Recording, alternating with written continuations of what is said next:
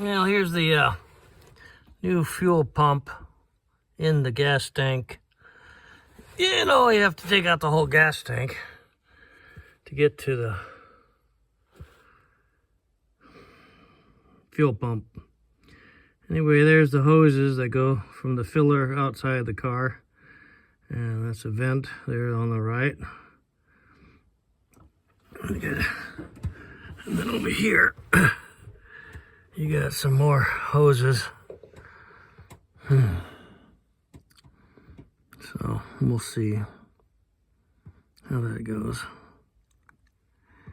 Anyway, can't see too much, I guess.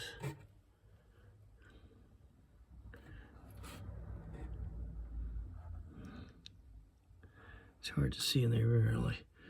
Only an inch clearance.